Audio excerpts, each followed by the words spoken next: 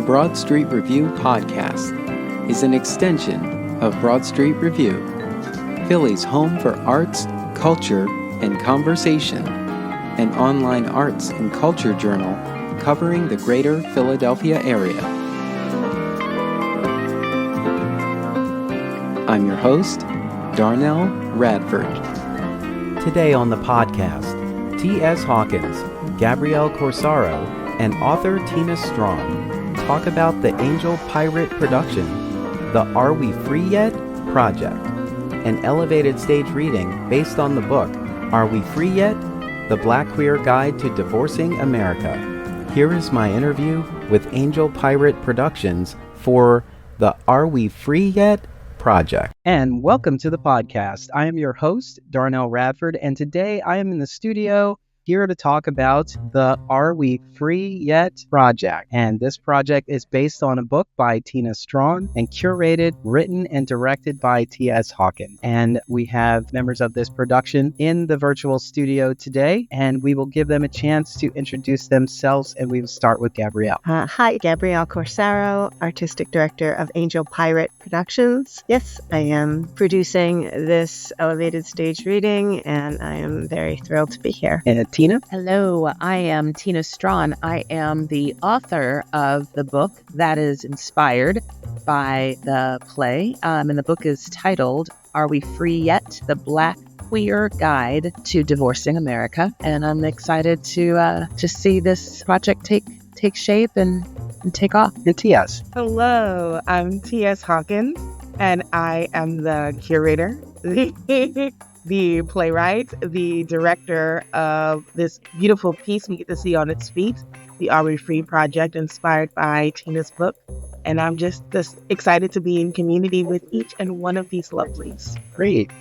Thank you all for joining us today. Tell me a little bit about AngelPirate Productions. So let's see. I started out, so AngelPirate Productions is called AngelPirate because my name is Gabrielle Corsaro.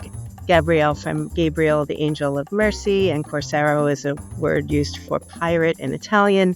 And so for a long time, I thought about what angel pirates might be, aside from a cool image, which is, my logo is, I think, pretty cool. It's an angel with patch over her eye. And I thought, well, what is that? And I thought, well, that's a disruptor. That's someone who's out to do good and is not asking for permission. And found myself wanting to, since I'm from Philadelphia and lived in New York for over 10 years and then came back here, I just saw the great discrepancy between the people on the streets of Philadelphia and the people in the theaters, especially the most prominent theaters. You know, we are a city lush and flush with Black and brown lives and bodies, and our theaters were not. And so the mission for AngelPirate became that we were going to do whatever we could to support and center the work of global majority and Black and brown folks, particularly those in the Philadelphia area. And that's what we've been doing. Great. Such a living conversation. It is Very much so relevant every day. As soon as you think it's not, it still is. Still is. Absolutely. Yeah. And we started in 2005. You know, we were, you know, it's a very popular thing to be doing a few years back, but we're never going to stop doing. That's great. That's great. And Tina, tell us about this book. The book is, it's part memoir and part guidebook. It tells the story.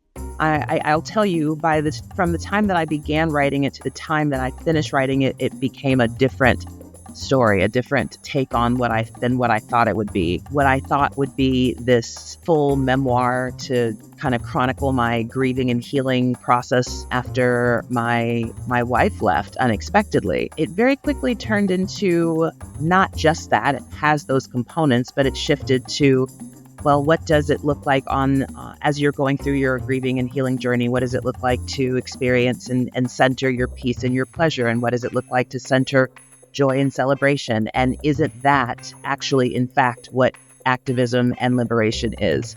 So it's then turned into this beautiful guidebook along the lines of what does it mean to divorce the United States of America through my queer, Black, feminist, nomad eyes, through my eyes as a woman who has an ex-husband and an ex-wife and now an ex-country. So starts kind of around 2020. It takes us all back to a very defining moment in the current racial climate that summer and that start of 2020, right when COVID began, right going into the racial uprisings of the summer of 2020. And it basically brings us to me eventually moving to Jamaica and even then Costa Rica, which is where I live now. And so now it gets to take on a new form and shape in the form of this beautiful elevated stage reading. That's great. When you said that ex-husband, ex-wife, ex-country, that sounds like the working title for this book.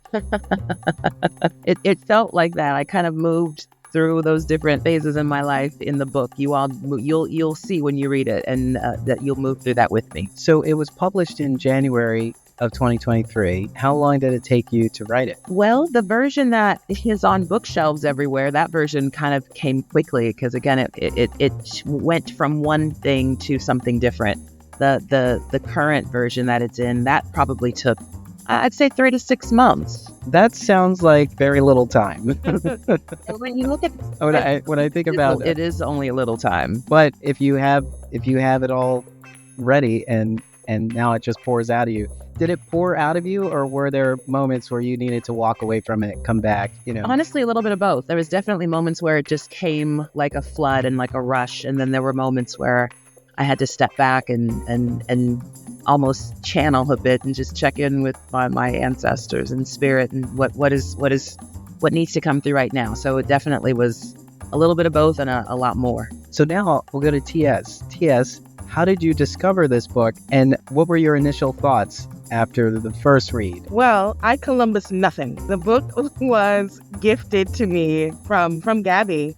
Gabby was like, I've been reading this fantastic memoir, emotional roller coaster, and I think it should be on stage. And I'm like, what means, Gabby? Like, Gabby gets to read a lot more than I do, which makes me a little jealous because we're both, lovers of books, and, we're teaching the kids. I don't get time often.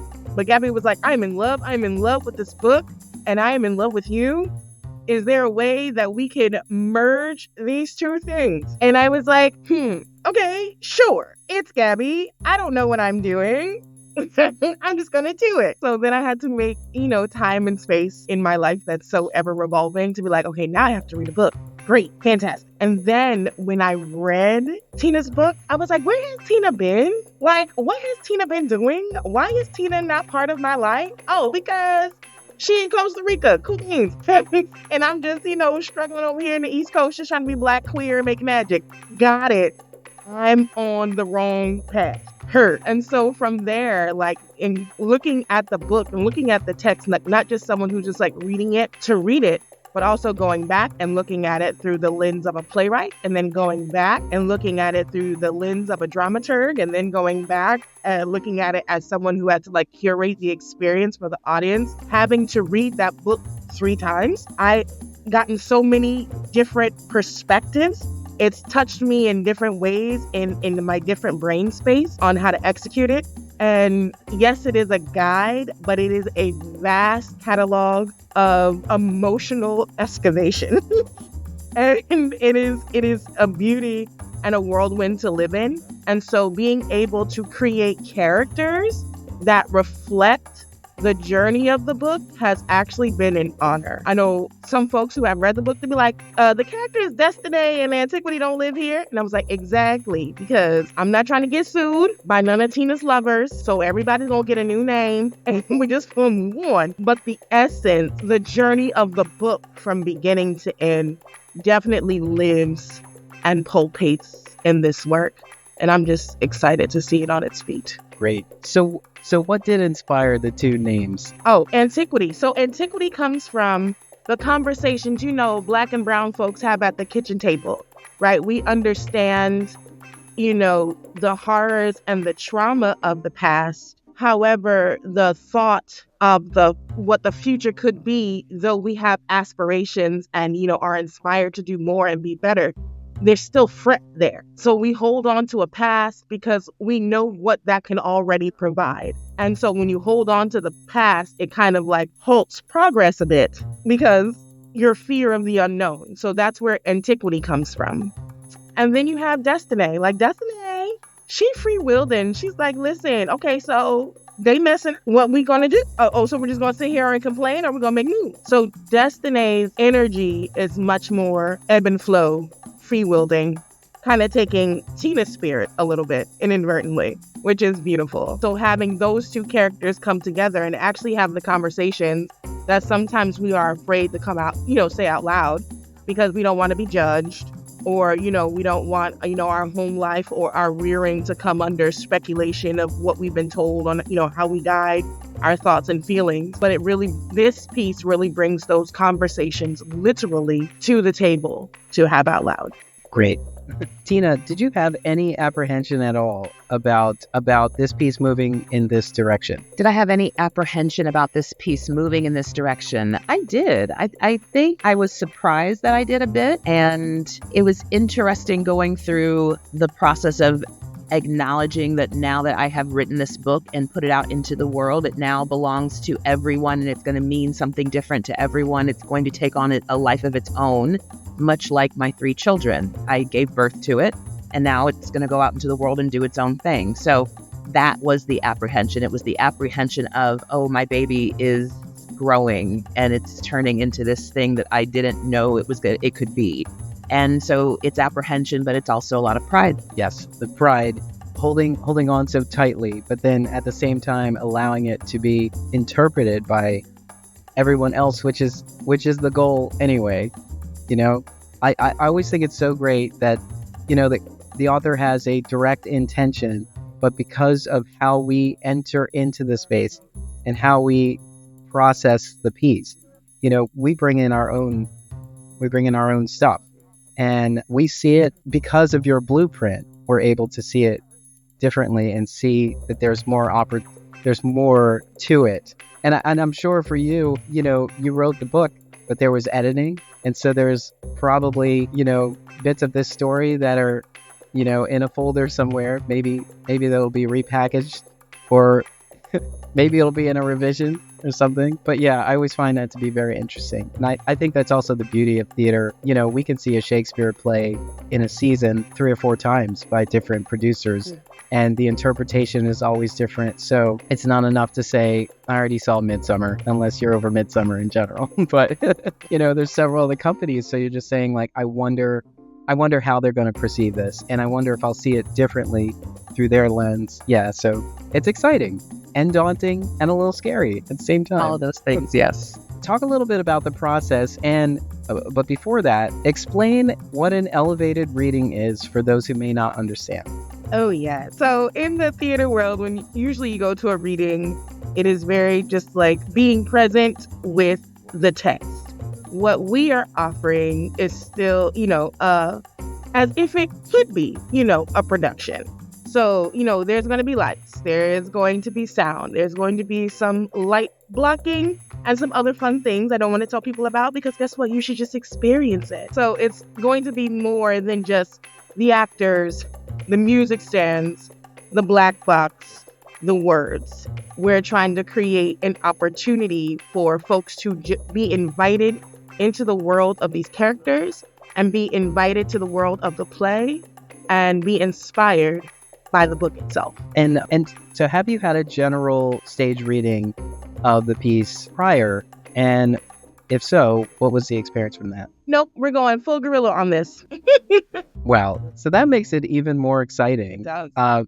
Because I'm in a play development group in New York, and over the summer, I bring some of those plays to Philadelphia to kind of get them on their legs and so on. And I always think about the process where, we need to hear it off the page first from the voices of these actors. And then we go back and, make changes and tweak it. And then we come back and we do it again. And at some point we're like, we're just doing this. We have to do something different the next time. So yes, the rise of the elevated reading, which it isn't really a rise, but I think it's more exciting for the process too, and for the people who love to be a part of, a new work's journey. I do celebrate the elevated nature of a reading. Absolutely. I think every new work should go through an experience like this. So just to let our listeners and viewers know, like, this work is going through a 29-hour process with the reading happening on that Saturday.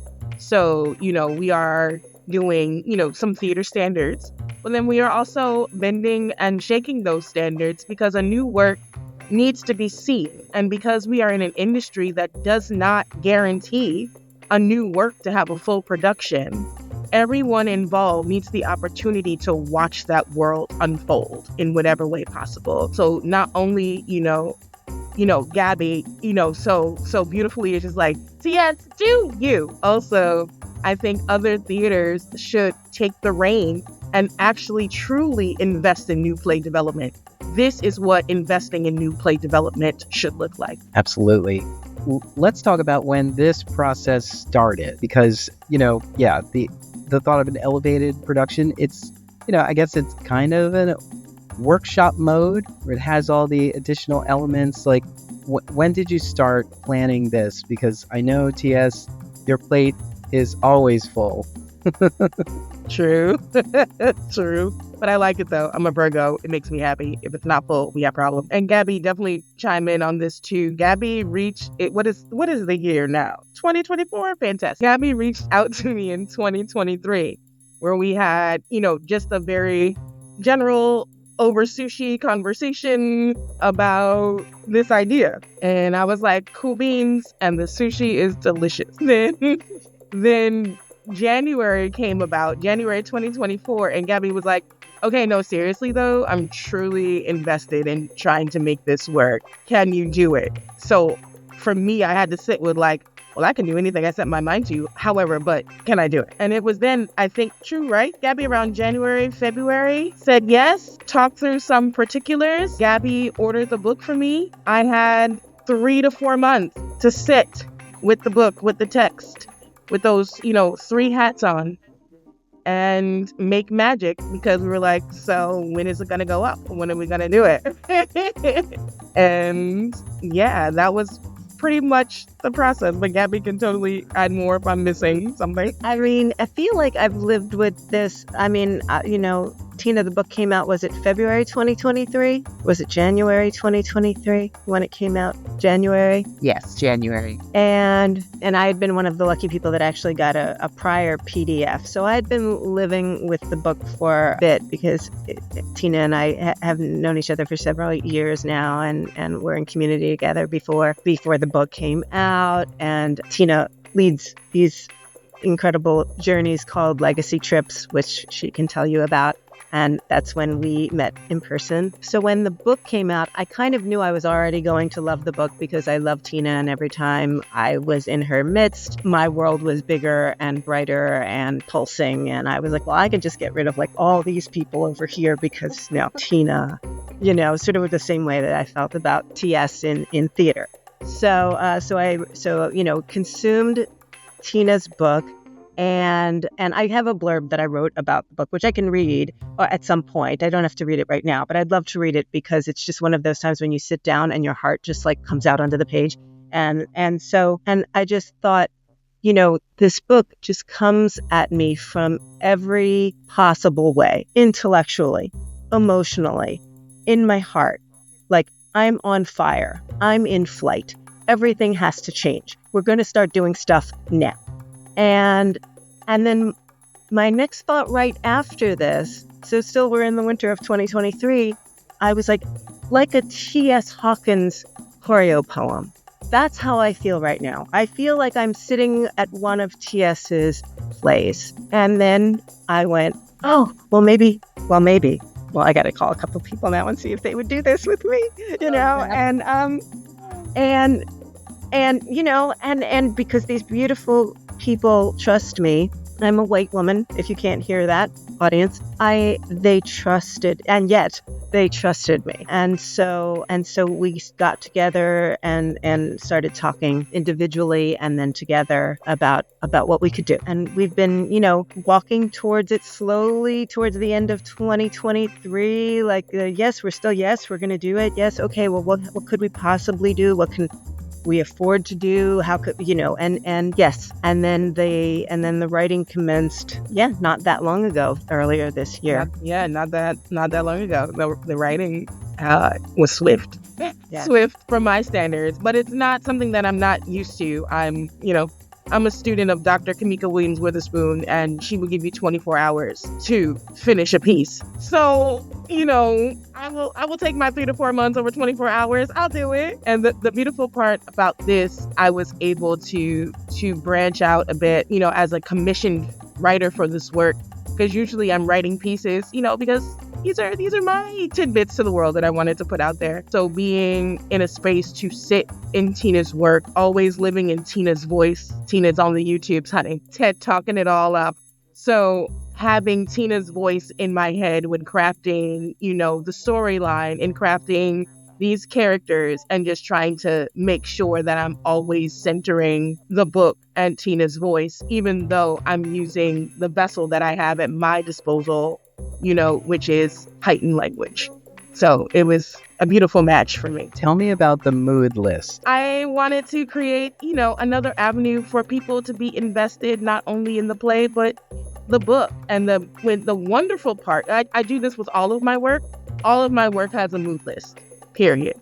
So the most beautiful, little Easter egg part is that Tina is like, we gotta cool down. We gotta heat this mess up. Tina has music in the book.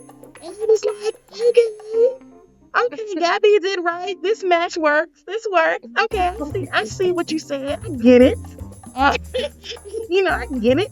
I see the little egg, the crumb drilling behind. So the mood list is just, another way to interact, to feel, to set the tone for what's in store. And I love it. A lot of the songs do come from Tina's book, but the majority is the visceral emotions that I was having in transcribing these characters. So it's fun. And a couple of elements of Black joy. That's right. Yes. My whole album speaks to Tina's journey, and that's why I was like, I don't understand how we haven't met each other, why our worlds haven't passed sooner, but I suppose they passed when they needed to, and this is a beautiful connection. So I know you've all been continuously engaging with the piece, and I'm sure your feelings evolve about the piece every time you return to it. So how does it make you, Tina, how does your book make you feel now that it's complete? And then how does this piece make you feel now that it's ready for an audience?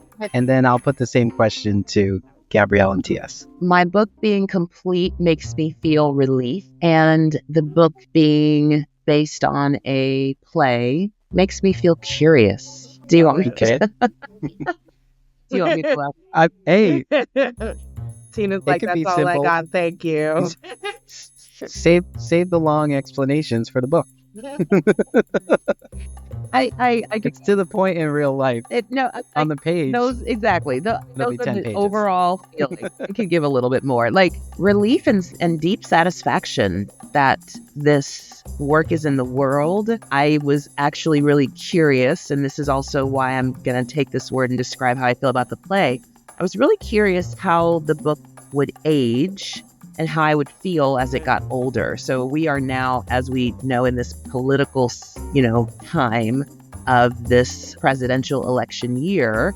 And I speak a lot to this presidential election. And then I even forecast, 50 something years out. So it's just really, it's interesting that looking back on when I wrote it, I do still feel a tremendous amount of pride and satisfaction, and also relief. And so coming into the experience of what I'm feeling around the play is that curiosity around, so what are the kids going to grow up and do with their lives, kind of a vibe. So being very interested in TS's perspective and what TS has done with the characters, and really showed a completely new side of the book that is the same story. It is the story of liberation. And so it's, I just hold a lot of curiosity and gratitude around it. Those feelings for Gabrielle and then TS. I mean, I've explained what the book made me feel. And I thought, the only way, theater is my love language. And what matters to me most, I like to make into theater. A conversation, a person, a realization, and then it gets written by me or someone else. and I try to get it on a stage so that other people can see. And that TS is such a brilliant artist, and to take this brilliant work by Tina and bring it to TS, and then that TS, they write a CHOREOPOEM. So a poem and a play together. And that to me was just like, it was the gift that I could give to Tina. If she would allow me and TS would agree to it, this is the gift that I could give to Tina for being in my life and for writing this book that is, it's a Black queer guide to divorcing America, but it is absolutely a blueprint for everyone's freedom, for collective liberation. It speaks to everyone, and I want everyone to read it. And I always want everyone to see all of TS's work. So for me, I'm just very excited. Likewise, about children, and I have a child who's absolutely nothing that I ever could have imagined before I became a parent. She is a beautiful wonder, but I could not have created her in my mind before she existed. And similarly, I had no idea what to expect from, putting these two humans together and their work together and their artistry together. And I was just willing to do it if they were willing to allow me to do it.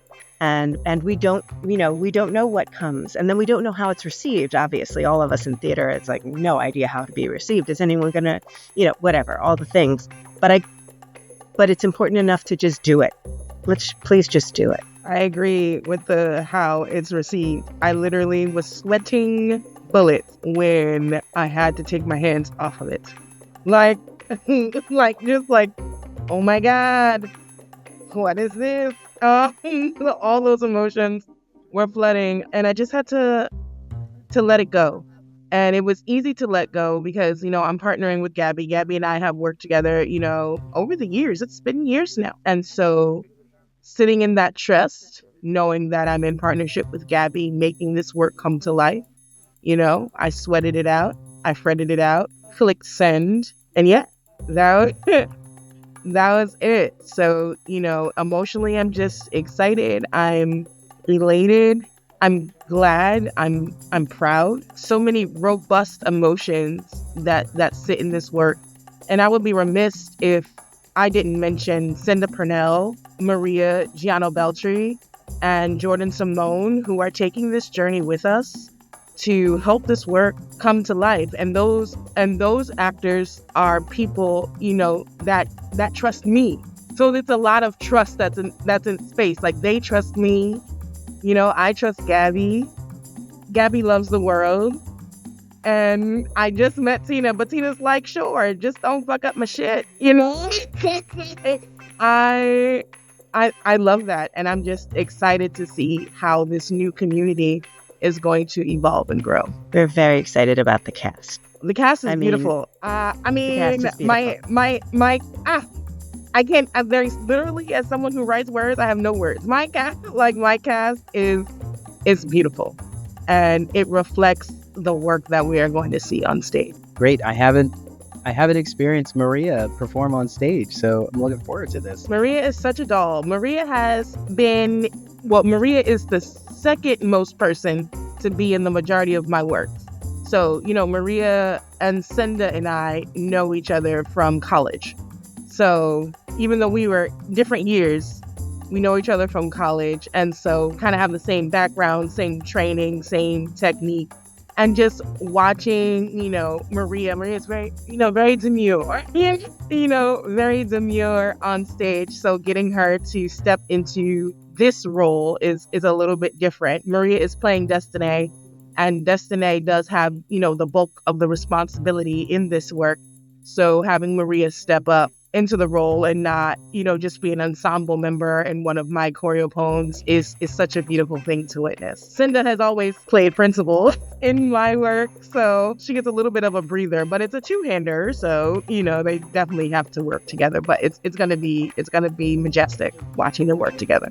Somebody wants to chime in with thoughts. I know. I feel like, every time people are like, nobody needed me, all day. Well, I was with the kids. Gabrielle, You mentioned earlier a blurb. Would you like to read it? I would love to read it. I said some of the words earlier, but I will read them right now. You know you're experiencing a seminal work when it feels like someone brilliant and beautiful has just smashed themselves right into you, into your thoughts, your emotions, into every part of your being, and at its finish, you feel stunned, on fire, in flight, and resolved to never go back to whatever standard you were working with prior. Tina Strawn's Are We Free Yet? The Black Queer Guide to Divorcing America is far beyond an inspirational memoir that we can read, far beyond a liberation workbook and journal we can do.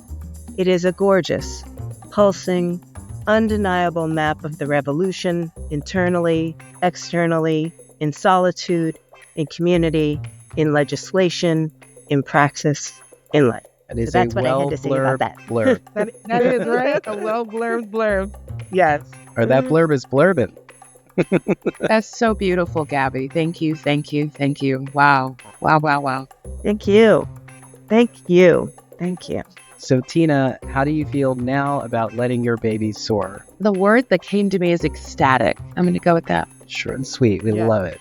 It keeps it cute, okay? That's what. Yeah. That's it. And if you didn't hear me, I literally wrote the book. So go on by yourself. Like that's what I love about Tina. And, with theater, this is the beautiful part, right? I mean, like Tina's new to theater.